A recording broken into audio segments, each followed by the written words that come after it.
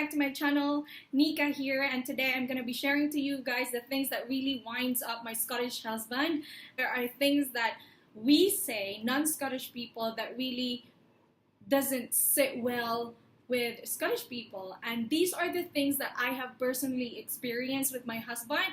If it doesn't apply to all Scottish people, forgive me, but I have consulted my husband of all the things that I have listed here.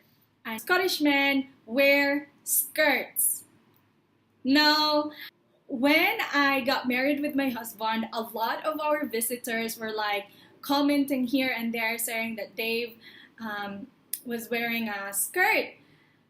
Well, it is not a skirt, it is called a kilt. So just to let you know, guys, whenever you see a Scotman wearing a skirt, do not call it a skirt, just call it kilt, okay? Because that is the correct term for it. And also, do not say that kilts originally came from Northern Ireland. It's because they don't like hearing it. I mean, my husband doesn't like hearing it. It's a fact that kilts are from Northern Ireland, but you don't have to brush it off their faces. Next is Andy Murray. Now, if you don't know who Andy Murray is, he is a very famous tennis player, and everybody knows that he is British. But what pisses Scottish people off, or at least my husband, is when he wins a match, then everybody would call him English, especially English people. God, I'm sorry.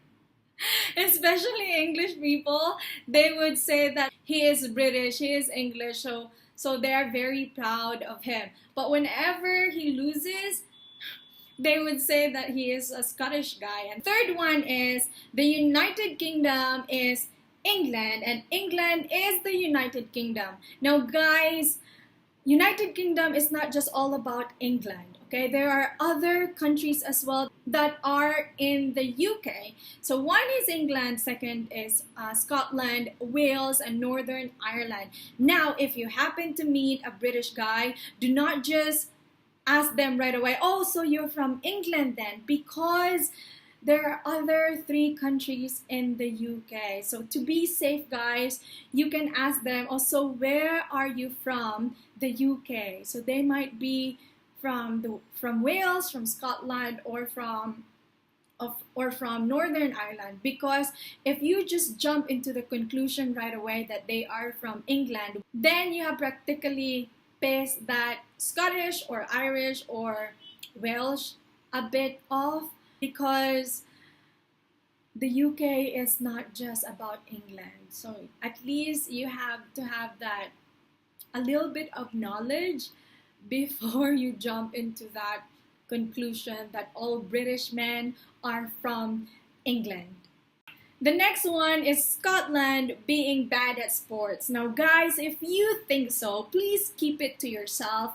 Nobody wants to hear that their country sucks at sports, really. This is for your own sake, because Scottish people are very proud of their teams and very proud of the sports that they play, and they really take it to heart. So whenever you watch a sport event with your Scottish friends and the Scottish teams lost, guys, give them time to cool off and calm down before you tease them, because if you tease them right away, you might get in trouble. So my advice is that if you don't want to get in trouble, do not brush it off their faces right away that they have lost. And in my own personal experience with my husband, he gets so defensive whenever we talk about their football team not qualifying to the World Cup. Gets so defensive and tries to question as well the Philippines team. So yeah, just learn how to respect your Scottish friends as well. Just know when to give your own opinions, and just know when to tease them, just to get yourselves away from trouble, right? So yeah. All right, the next one, guys, is the Rangers football team versus the Celtic. Oh, not Celtic, it's Celtic versus the Celtic football team. Right, guys, so these are the 2 massive football teams in Scotland, right? There is a massive divide between these two teams with their supporters. So you have to be very, very careful whenever you meet a Scottish person, especially if you want to talk about football. You want to know which team they support first before you jump into a conclusion that he is or she is a Rangers fan or he or she is a Celtic fan. My husband is a Rangers fan. I wanted to buy him a polo striped shirt, right? The color of Rangers is blue and the colors of Celtic is green. Now, I told him, "Oh, Dave, I want to buy you a polo shirt, a striped polo shirt, which is green and white." And he was seriously refusing it. He told me, "Please not buy that." And I was like, "Why not?" And he said, "Well, that's the color of the Celtic team." And I was like, "Oh my gosh, you're that serious of a fan? Like even the color, you don't want to wear white and green just because that's the color of your team's opponent?" So that's how committed their supporters are, just like my husband. He can't even wear a green striped polo shirt because it's the color of the Celtic team.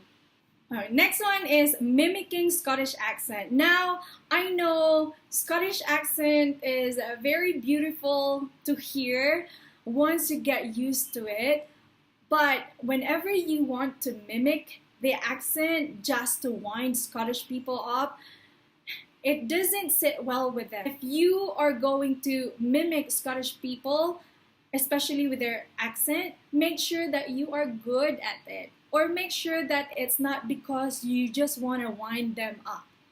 Next one is Braveheart. Now guys, Braveheart, we all know that Braveheart is the most famous Scottish movie about their history. Now guys, if you meet a Scottish person, do not brag about how much you know about Scottish history just because you have watched Braveheart, because there are a lot of false portrayals in that movie and it was never written in their history book. Now I have committed the same mistake. William Wallace was never a commoner. He was actually a nobleman. There was a part in the movie that William Wallace was having an affair with the princess of France. That was never true actually, because in a different generation. Also the Battle of the Stirling Bridge, in the movie there was never a bridge. And also very important thing as well, kilts and tartans weren't invented then. But in the movie, they were all wearing kilts already. Next one, saying that you love and like Scotland so much. This pisses Scottish person off, especially if you haven't been to their country yet. You cannot say that you love or you like their country just because you read about it and you've heard your friends talk about it. You have to make sense first before you talk to them about their country. You have to have an authentic experience first before you can actually tell your Scottish friends that you love the country, because that really pisses them off. For them, you're just talking BS. The last one on my list, but not the least, do not ever call your Scottish friends as English. Alright, so those are the 9 things that Scottish people find annoying to hear. And if ever you meet a Scottish person, at least you know now what not to say and what to say to them. So thank you so much for watching my video, guys. And if ever you haven't subscribed yet, please make sure to click on that little red subscription button below, and I would really appreciate it a lot. Thank you, and see you in my next video. Bye-bye!